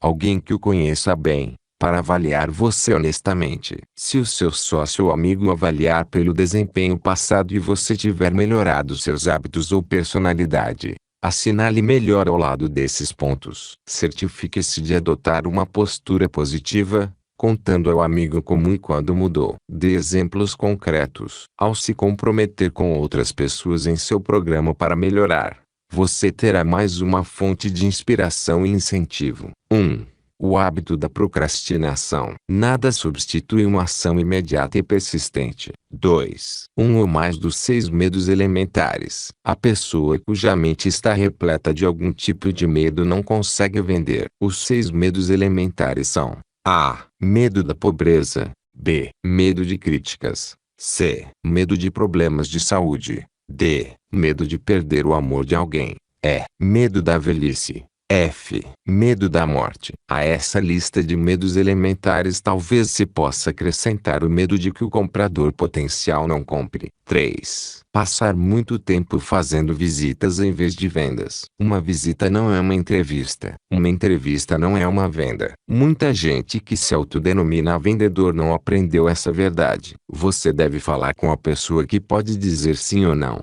4.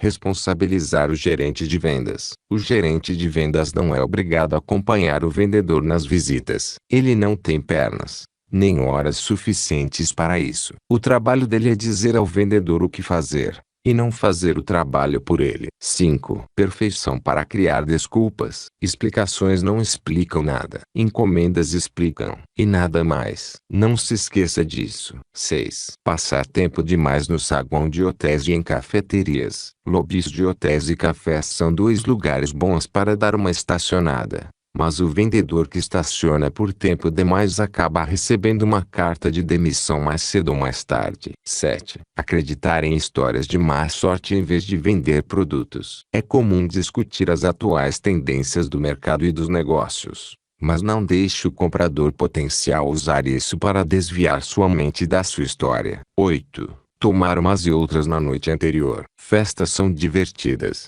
mas não contribuem para o trabalho no dia seguinte. 9. Depender de indicações do gerente de vendas. Aqueles que só anotam pedidos esperam que os compradores potenciais fiquem amarrados e presos até eles chegarem. Supervendedores pegam seus clientes em fuga. Esse é um dos principais motivos para serem supervendedores. 10. Esperar que o mercado melhore. O tempo nunca é ruim para os sabiás. Eles não ficam esperando alguém desenterrar as minhocas do chão para eles. Seja no mínimo tão esperto quanto um sabiá. Este ano os pedidos não vão ser enfiados por baixo da porta pelo carteiro. 11. Ouvir a palavra não. Para um verdadeiro vendedor, essa palavra é apenas um sinal para começar a luta. Se todo comprador dissesse sim, os vendedores não teriam emprego, pois não seriam necessários. 12. Ter medo da concorrência. Henry Ford enfrentou muita concorrência, mas aparentemente não a temeu, porque teve a coragem e a capacidade de produzir um carro de 8 cilindros a um preço incrivelmente baixo num período em que muitos fabricantes estavam cortando gastos. Planejamento, equipamento, boas maneiras. 13. Fala em planejar o dia com antecedência. A pessoa que planeja o dia de antemão desempenha seu trabalho de forma lógica e eficiente, realizando o que planejou para aquele dia. Sem uma agenda organizada, o vendedor simplesmente não sabe por onde começar. 14. Não anotar datas das visitas. Clientes habituais e potenciais logo se cansam do vendedor que frequentemente se esquece de aparecer nos dias marcados. Quando um cliente precisa da mercadoria, é para já. 15. Atraso. O vendedor que normalmente se atrasa para reuniões de vendas, compromissos de negócios e para chegar ao escritório logo se vê à procura de novos clientes e, muitas vezes, de um novo emprego. 16. Usar material amassado ou desatualizado. Materiais amarrotados, sujos ou desatualizados denotam desorganização e desinteresse por parte do vendedor. 17. Não ter uma caneta. Um instrumento de escrita é um elemento vital para a eficiência do vendedor. O supervendedor investe numa boa caneta ou lapiseira que atenda perfeitamente suas necessidades. Ele sabe que os clientes potenciais logo se cansam do vendedor que sempre pede algo emprestado para anotar um pedido. O cliente se cansa ainda mais do vendedor que pega uma caneta emprestada e nunca devolve. 18. Usar os óculos ou algum adorno pessoal como muleta. Mexer no relógio. Girar o anel. Morder a haste dos óculos ou usá-la para palitar os dentes. Como se isso ajudasse a pensar melhor. São maneiras garantidas de enervar o cliente e, consequentemente, perder a venda. 19. Apresentação de vendas tediosa. Apressar a apresentação de vendas como se você estivesse cansado de ouvi-la, em tom de voz monótono e parecendo entediado com a coisa toda. Deixe o cliente aborrecido com você e sua apresentação. 20. Contar problemas pessoais para clientes e sócios. Seus problemas pessoais são importantes para você. E só para você. Todo mundo tem problemas e não quer ouvir os seus. 21. Deixar de ler e seguir as instruções pertinentes. Sua empresa não produz informativos ou contribui para publicações do setor para vê-los transformados em aviõezinhos de papel ou arremessados no cesto de lixo sem ser lidos. Esse material é produzido para lhe dizer alguma coisa. Leia e mantenha-se bem informado. 22. Descortesia ao estacionar o carro. O cliente que encontra o carro de um vendedor estacionado em sua vaga cativa não fica francamente entusiasmado para comprar. Gerar um engarrafamento bloqueando a entrada da garagem da empresa não também é uma maneira esplêndida de despertar a raiva de qualquer cliente potencial e perder a possibilidade de vender para ele no futuro. Não é tão difícil andar um quarteirão a mais. 23. Prometer uma coisa que sua empresa não é capaz de cumprir. O cliente espera receber o que o vendedor promete. A incapacidade de cumprir uma promessa não só é constrangedora para o cliente e para a sua empresa,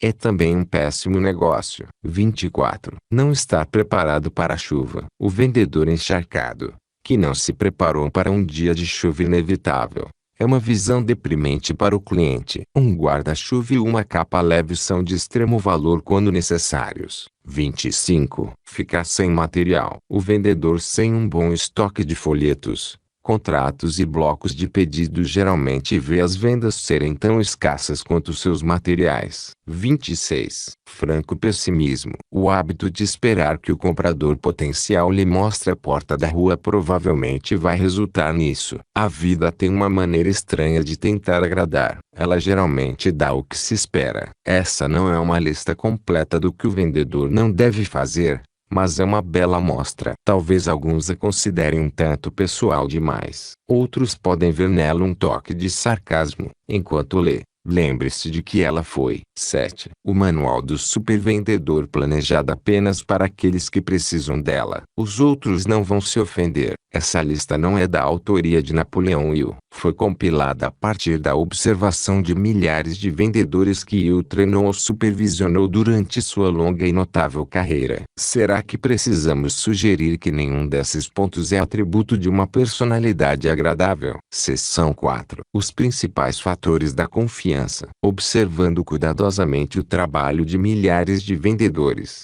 com quem Napoleão Hill dizia modestamente que aprendeu muito do que sabia sobre vendas, ele descobriu que inúmeros fatores contribuem para o desenvolvimento da autoconfiança. Alguns dos mais importantes aparecem na lista a seguir. 1.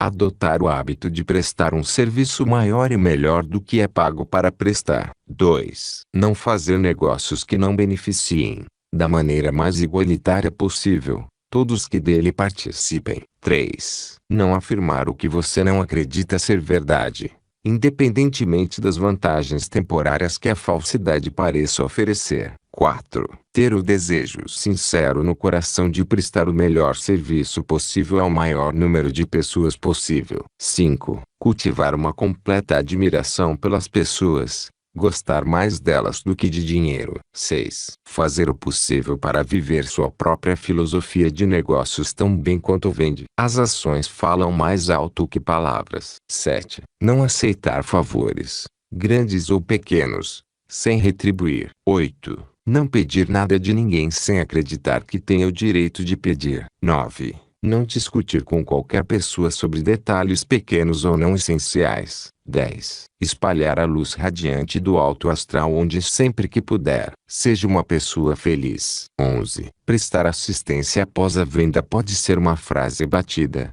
mas, quando é verdade, é a melhor garantia de repetir os negócios. 12. Lembrar que, se você é bem-sucedido, alguém o ajudou a ter sucesso. Vale a pena memorizar essa lista. Também vale a pena segui-la. Vendedor, não trapaceiro. Um supervendedor pode vender qualquer coisa de que o cliente necessite caso a pessoa confie nele. Também pode vender várias coisas de que o cliente não precisa, mas não faz isso. Lembre-se de que o supervendedor desempenha o papel duplo de comprador e vendedor. Assim, ele não tenta vender a ninguém nada que ele mesmo não compraria se estivesse no lugar do comprador potencial. Tem um tipo bem conhecido de vigarista que se auto-intitula supervendedor. É conhecido como o homem de confiança. Seu único trunfo é a capacidade de gerar confiança na mente das vítimas. Suas trapaças estão na casa dos milhões. E entre as vítimas estão empresários dos mais astuciosos,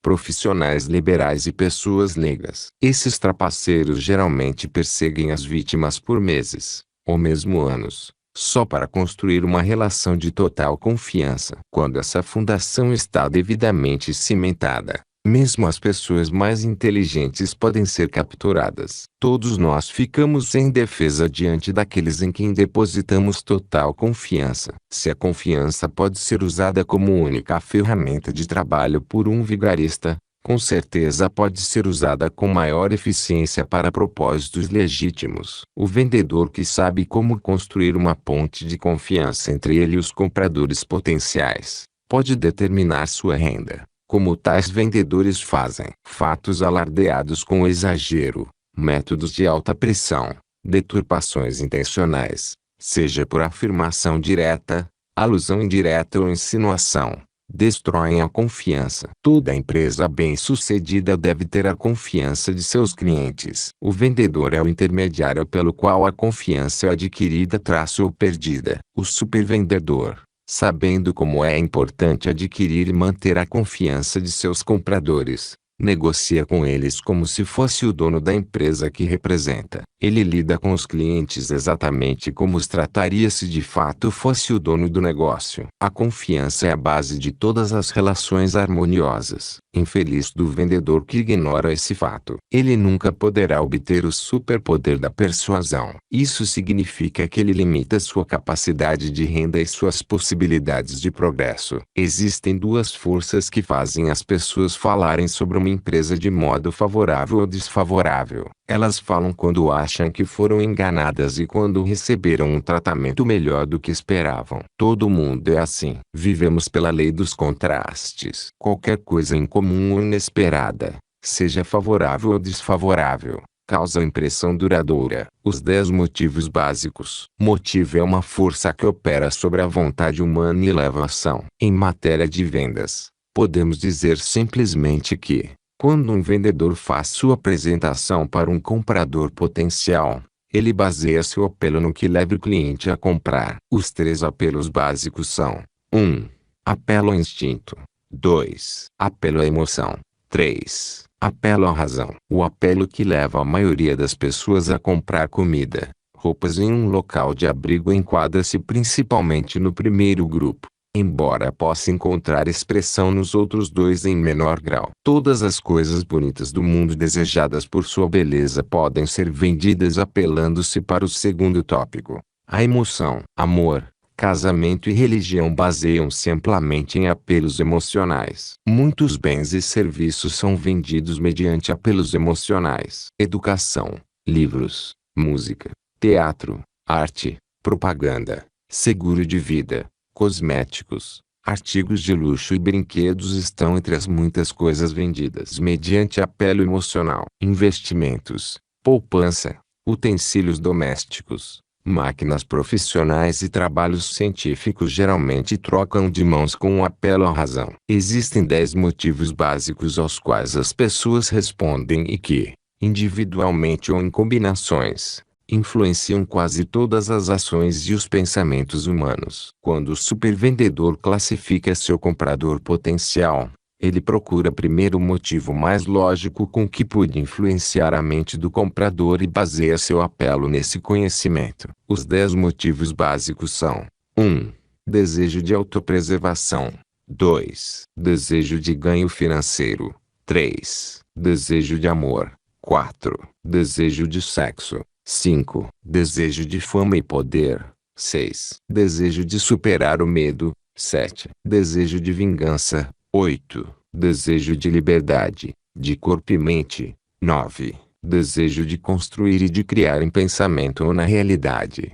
10. Compaixão pelos desafortunados. Os motivos estão listados pela ordem aproximada de importância e utilidade. Vendendo com base nos motivos. O supervendedor examina sua apresentação de vendas em relação aos 10 motivos e se certifica de abranger o maior número possível destes. Ele sabe que a apresentação de vendas é mais eficaz se for baseada em mais de um só motivo. Nenhum vendedor tem o direito de vender nada para ninguém a não ser que sua apresentação de vendas possa oferecer um motivo lógico para o cliente comprar. Sem um motivo, o supervendedor não tentará vender. A arte de vender envolve a prestação de um serviço útil ao comprador. Métodos de alta pressão não se encaixam na categoria da arte de vender, principalmente porque tais métodos pressupõem uma falta de um motivo lógico para a compra. Métodos de alta pressão não seriam necessários se o encarregado da venda pudesse mostrar ao comprador potencial um motivo lógico para comprar. Vendedores de alta pressão geralmente dependem de superlativos em lugar de motivos para comprar. Essa é uma forma de enganação a qual o supervendedor nunca recorre. As 6 fraquezas mais comuns.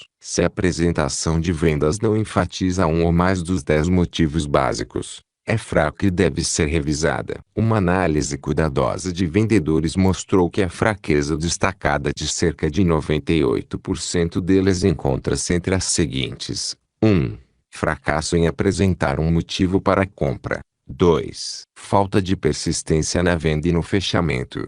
3. Falha em classificar os compradores potenciais. 4. Fracasso em neutralizar a mente dos compradores potenciais. 5. Falta de imaginação. 6. Ausência de entusiasmo. Essas deficiências são comuns entre a maioria dos vendedores em todos os setores de atuação. Qualquer uma dessas é suficiente para destruir a chance de vender. Você observou que fracasso em apresentar um motivo para a compra encabeça a lista das 6 fraquezas mais comuns. Nada além de desinteresse ou desconhecimento das técnicas científicas de venda explica tal fraqueza. Seção 5. Neutralizando a mente do comprador. Munido do conhecimento de si mesmo, de suas aptidões e desejos, o aspirante a vendedor está pronto para avançar para o estudo do comprador. O entendimento da relação comprador-vendedor é a diferença entre sucesso e fracasso em vendas. Os primeiros passos. A relação comprador-vendedor depende de 2 condições, ambas controladas pelo vendedor. 1. O vendedor deve acreditar em si mesmo e no seu produto. 2. O vendedor deve neutralizar a mente do cliente, que deve ser cultivada e preparada antes que a semente do desejo possa ser plantada com sucesso. Ponto 7. O manual do supervendedor para neutralizar a mente do comprador. O vendedor primeiro deve estabelecer 3 coisas. 1. Confiança. O comprador deve confiar no vendedor e no produto. 2. Interesse. O comprador deve ser cativado por um apelo à sua imaginação. A mercadoria oferecida deve despertar seu interesse. 3. Motivo. O comprador deve ter um motivo lógico para comprar. O fracasso em neutralizar a mente do comprador potencial é uma das 5 maiores fraquezas da maioria dos vendedores mal-sucedidos. Não existe regra fixa para neutralizar a mente dos compradores potenciais. Cada caso deve ser tratado de acordo com as suas peculiaridades. O vendedor dotado de imaginação não demora a reconhecer os métodos adequados para abordar um cliente em particular. Alguns dos métodos bem-sucedidos de preparação ou neutralização são os seguintes. 1.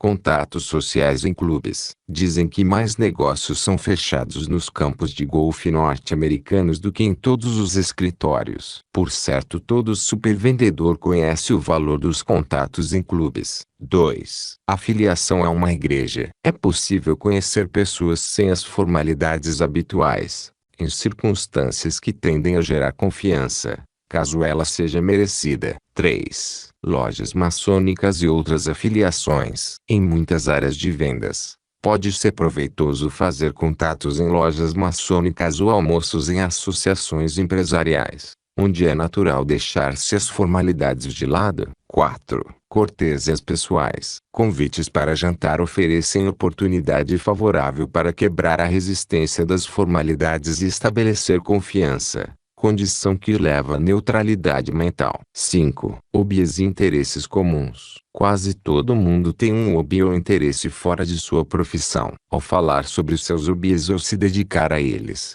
todo mundo fica propenso a relaxar as barreiras de defesa mantidas no dia a dia dos negócios. Desempenhe um papel na comunidade. 6. Serviço público. Você pode exibir seu talento no mais alto grau ao frequentar unidades locais que beneficiam sua comunidade. Ninguém vai criticar o trabalho duro e o serviço bem feito por United Way e Art Fund, escoteiros e bandeirantes ou qualquer outra organização cívica que precise de um trabalhador entusiasmado. Se ninguém o convidou, você pode conseguir uma função simplesmente oferecendo-se como voluntário. Depois que descobrirem que você é atuante, não vão faltar convites. Esse pode ser um degrau muito importante para o sucesso de qualquer jovem. 7. Redação de cartas. Uma boa ideia é mandar cartas breves de apreço às pessoas que prestaram algum serviço vital para a comunidade ou ajudaram você a resolver algum problema. Serviços especiais merecem agradecimentos por escrito. Não uma carta formal, mas um bilhete pessoal escrito com verdade e sinceridade, sem exageros. É muito importante ter o nome correto, cargo, se for o caso, endereço e código postal. 8. Palestras. Talvez você possa palestrar de graça em associações de pais e mestres, clubes cívicos ou outras organizações sem fins lucrativos sobre Pense e Enriqueça e outros livros motivacionais. Se você faz isso como um serviço cívico, não é considerado atividade profissional. Apesar de a maioria dos autores e editores permitirem pequenas citações de material protegido por direitos autorais em artigos de imprensa e palestras, a maioria dos advogados de direitos autorais recomenda fortemente que qualquer pessoa que utilize esse tipo de material em palestras deve primeiro obter uma autorização por escrito dos detentores dos direitos. Uma vez que tenha neutralizado a mente do comprador e conquistado sua confiança, o próximo passo para fazer a venda é transformar a confiança em interesse pelo produto. Aqui o vendedor deve desenvolver toda a apresentação de vendas em torno de um motivo central apropriado ao negócio e à situação financeira do comprador potencial. Quando esses 3 requisitos, confiança, interesse e motivo, são preenchidos, o vendedor chega ao ponto em que pode fechar a venda. Seção 6. Fechando a venda. Não é verdade que o fechamento seja a parte mais difícil de uma venda. Não é difícil se o alicerce preparatório foi efetivamente assentado. De fato, quando a venda foi bem planejada e executada, o clímax da transação torna-se um mero detalhe. Saber como fechar uma venda faz a diferença entre sucesso e fracasso. Quer esteja vendendo ações e títulos públicos, móveis, cosméticos, seguros, publicidade, imóveis ou uma viagem de férias em 12 prestações, você deve ter um fechamento antes de ter uma venda. Muitas vendas são perdidas antes de ser feito qualquer esforço para garantir uma decisão favorável ao produto ou serviço. Isso acontece quando o vendedor não consegue falar com a pessoa que pode dar um sim ou um não definitivo. Uma vez que esteja dentro da sala do comprador potencial para fazer a venda, o vendedor deve primeiro capturar a atenção dele. Estude a seção 5, neutralizando a mente do comprador. Muitos vendedores tentam o esquema da piada, usando o infame, ouviu a última do. Se você vai contar uma piada, deve ser depois de um comprador ter dado a deixa e contado algumas ou ter criado uma atmosfera propícia. Nunca pegue uma afirmação séria e tente fazer graça. Tipo, isso me lembra a história. Tudo bem que é um fechamento. A porta é fechada. O vendedor lamentavelmente mal informado pensa que sexo é sucesso garantido. E seu conceito de sexo geralmente consiste na última piada suja, que não diverte nem estimula. Fumar ou não fumar. Muitas vendas são perdidas na segunda baforada de um cigarro. Nunca é adequado fumar durante uma venda. Alguns acham adequado fumar se pedem permissão. Isso é deveras ridículo, porque pouquíssimas pessoas vão proibir você de fumar. Outros acham que é adequado fumar quando o cliente oferece um cigarro. Um executivo de vendas viu uma venda virar fumaça em menos de 30 segundos quando o cliente potencial ofereceu um cigarro ao vendedor e este respondeu sem pestanejar: "Não, obrigado. Prefiro esse aqui." Acendeu seu cigarro e queimou a venda fumando sem parar durante o resto da apresentação. 3 meses depois, o cliente perguntou ao gerente de vendas o nome do vendedor que o acompanhara no dia em que ofereceram uma determinada promoção. O cliente lembrava do nome do programa, mas não do nome do vendedor. Ele fez vários comentários pontuais sobre por que não fez a compra. "Fiquei me perguntando", comentou o cliente aborrecido, "o que ele pensou que eu estava fumando, maconha ou um cigarro de palha?" Embora o executivo compreendesse que a conversa houvesse se tornado negativa por causa do cigarro, pareceu um exagero que o incidente tivesse matado a venda tão rápido na cabeça do cliente. Quase 15 anos mais tarde, ele descobriu que a mulher do cavalheiro em questão havia herdado uma fortuna em uma companhia de tabaco e na época todos os sonhos de futuro dele estavam ligados ao sucesso daquela marca específica. Quando um cliente oferecer um cigarro, a regra simples e segura é dizer: "Não, obrigado." Além disso, pode ficar tranquilo que o cliente não está interessado em saber como você parou de fumar e se livrou do hábito. O jeito simples e direto. O que o cliente quer ouvir? Muito simples. O que você pode fazer por ele? Claro e concisamente. Diga por que você está ali e o que sabe sobre o produto que está vendendo. Assinale os benefícios. Enumere as vantagens, utilidades, qualidade e o valor do produto. Depois de 1. Ser recebido pela pessoa que tem o poder de dizer sim ou não e 2. Informar o que você tem a oferecer e por que ela necessita do produto. Você está pronto para passar a última etapa do fechamento. O supervendedor nunca volta a repetir ou requentar o que já falou. Um vendedor que não sabe fechar se vê preso em um carrossel verbal que não para. Existem muitos fechamentos recomendados e aprovados por organizações de vendas no país inteiro. Em algum momento você vai encontrar vendedores que usam alguns ou todos eles. No entanto, acreditamos que um fechamento pode ser simplesmente conduzir a venda a um bom termo. Utilizar uma abordagem honesta e sincera para garantir uma decisão positiva mostrou-se a mais bem-sucedida forma de fechamento. Os elementos básicos da apresentação e do fechamento de uma venda são tão simples e diretos que muitos vendedores ficam propensos a dificultá-los e correr riscos valendo-se de truques ou tentando ludibriar o cliente potencial com fírulas. O ex-executivo de uma fundação viu uma apresentação de um profissional que queria vender um serviço especial para os funcionários da organização,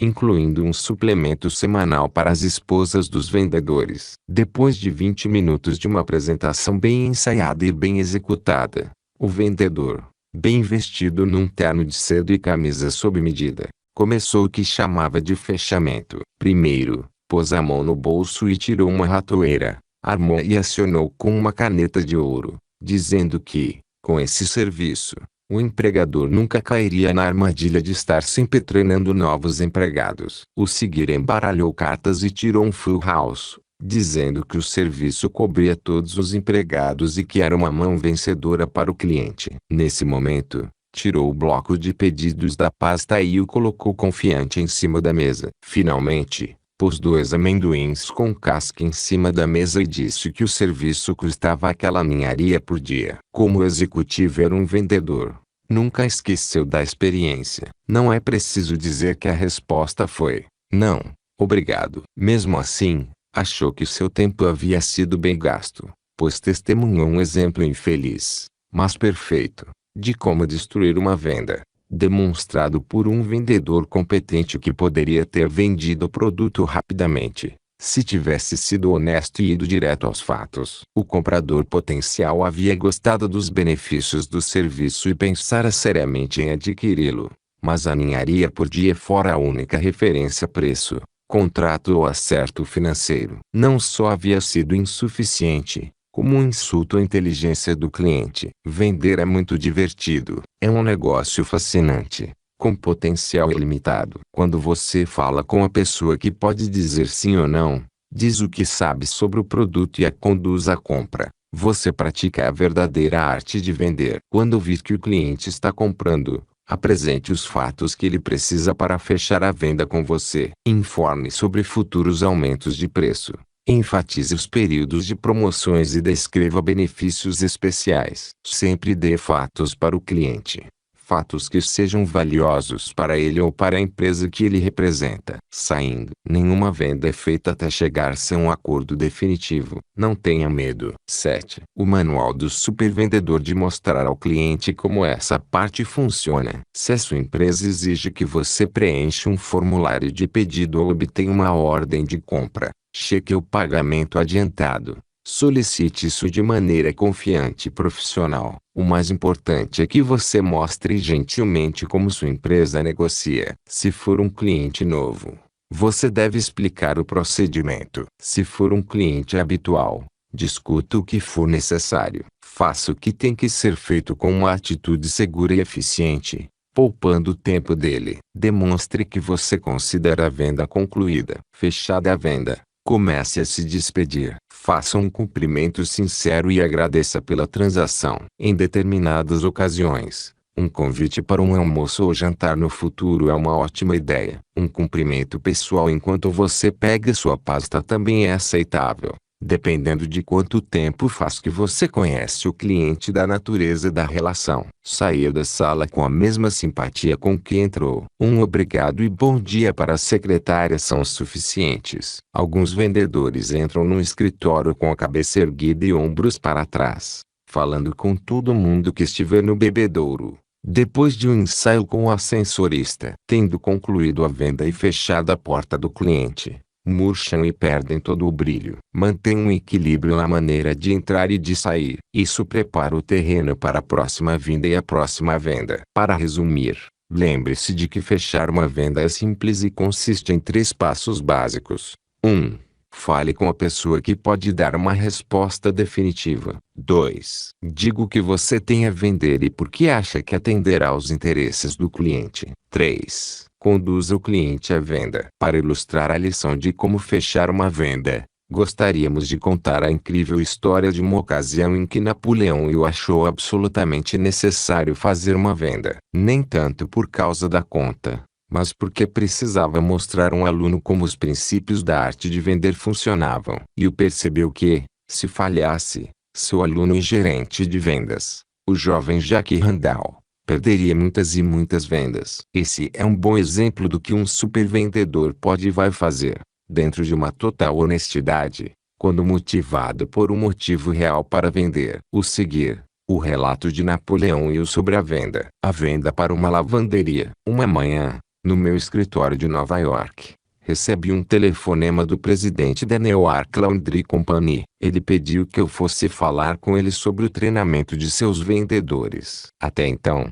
nunca tinha ouvido falar de uma lavanderia que empregasse vendedores. Mais tarde, vim a saber que todos os motoristas da empresa eram autônomos e tinham que arranjar seus clientes e mantê-los. Para isso, tinham que entender alguma coisa de vendas. Era um campo novo para mim, e decidi que ganharia aquele contrato, custasse o que custasse. Resolvi condicionar minha mente antes de ir a Newark, de modo que fosse impossível voltar sem a venda. As pessoas perguntaram: será que você consegue? Eu já tinha feito isso antes e sabia que poderia fazer de novo. Dei instruções à telefonista para não me passar ligações até eu sair. Entrei no escritório e tranquei a porta. Sentei à mesa e comecei a condicionar minha mente. Napoleão, você vai se encontrar com o dono da lavanderia e não vai voltar até ter fechado o negócio. Repeti umas 500 vezes no mínimo, até chegar ao momento psicológico em que, mesmo antes de ver o cliente, eu soube que faria a venda. Para ter certeza, chamei meu gerente de vendas, Jack Randall, e falei: Jack, vamos a Newark fazer uma venda para a Newark Laundry Company e não voltaremos antes de fechar negócio. Ele disse: mas de onde você tirou essa coisa de não voltaremos? Tenho família e tenho que voltar. Também tenho família e vou voltar. mas não voltarei antes de fecharmos a venda. Respondi. Eu estava até levando a minha mala de pernoite, para o caso de ter que dormir lá. Quando fomos apresentados ao presidente, ele falou: os senhores chegaram bem na hora. São 15 para o meio-dia. Vamos almoçar no Athletic Club e depois vamos à biblioteca, onde podemos sentar sem interrupções enquanto conversamos. Olhei para Jack e ele piscou como se dissesse: está no papo, chefe. Era o que ele pensava, e eu também. Durante o almoço, o dono da lavanderia começou a falar dos problemas. Alguém havia espalhado entre os clientes informação de que o trabalho da empresa não era higiênico. O fato havia chegado aos motoristas, que vinham perdendo uma conta atrás da outra. Na hora em que ouvi a história, soube o que tinha de ser feito. Falei onde achava que estava o erro, como poderia ser consertado e quanto tempo levaria. Durante todo o tempo em que eu falava, podia ver pela expressão do homem que ele estava concordando. Qualquer supervendedor sabe que tem que observar o comportamento do cliente para saber se a apresentação está funcionando ou não. A expressão do homem mostrava que ele estava recebendo bem a minha proposta, e eu sabia que faria a venda. Depois que falei tudo o que precisava, diminui um pouco o ritmo. O dono da lavanderia então falou: senhor, gostei do seu plano. Gostei muito mesmo. E também de você e do seu gerente. Mas, o obstáculo. Esse é um momento que geralmente acontece nas vendas. O momento inesperado em que surge alguma coisa para impedir o cliente de ir em frente. Mas, ele continuou, quando liguei para o seu escritório, também telefonei para outros 2 cavalheiros que treinam vendedores e agendei compromissos. Eles vão vir amanhã. Tenho certeza que o contrato vai ser seu. Por isso, depois da entrevista com eles, ligarei para o seu escritório.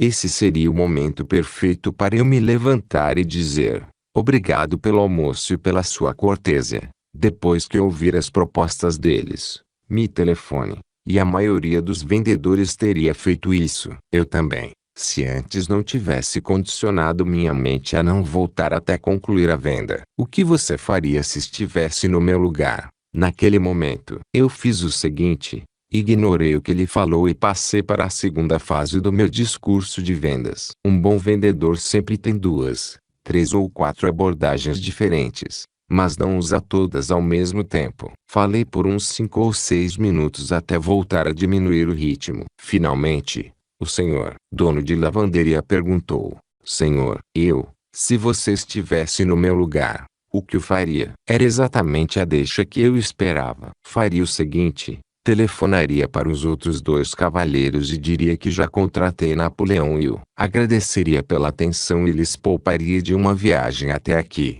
Eu disse. Ele replicou: caramba, é exatamente o que vou fazer. Trocamos um aperto de mão e fim. É certo que os resultados virão. Indústrias e instituições financeiras bem-sucedidas são administradas por líderes que consciente ou inconscientemente aplicam os princípios descritos neste manual. Você pode se tornar um líder em qualquer atividade utilizando os mesmos princípios e se cercando de mentes que possam ser aliadas em espírito de cooperação. Quer esteja no topo ou subindo na vida, o livro ajudará a desenvolver e manter suas melhores qualidades em foco. Experimente. Adote as ideias, as características e os princípios que desejar. Tudo foi testado. Sabemos o quanto o material destas páginas é prático e coerente. Vai trazer sucesso nos negócios, riqueza financeira e paz mental àqueles que desejem projetar e aplicar o que está aqui. O superpoder da persuasão vai ajudá-lo a procurar as melhores qualidades nos membros de sua família e parceiros de negócio e servirá como um espelho ou refletor de autoanálise. Já dizia Will Rogers: todo ser humano tem pelo menos uma boa qualidade. Ele disse que procurava essa qualidade quando conhecia uma pessoa e tentava elogiá-la por isso. Certa vez, um dos aprendizes de Napoleão Hill disse de um cliente que lhe devia muito dinheiro: vou personificar o melhor dele, e com isso meu caráter vai melhorar. A essa altura, segundo Hill, o pupilo tinha aprendido o verdadeiro significado do princípio de que toda adversidade traz em si a semente de um benefício igual ou maior. Embora não estivesse satisfeito com a atitude do cliente e a lentidão do pagamento, O aluno prestou um serviço muito bom para os outros clientes e aumentou seus negócios enquanto lidava com uma situação das mais desagradáveis. Dessa maneira, conseguiu aproveitar ao máximo essa experiência ao longo de muitos anos na linha de frente como vendedor e combiná-la com os frutos da experiência de vida de Napoleão Hill como professor de vendedores. Na última seção deste livro,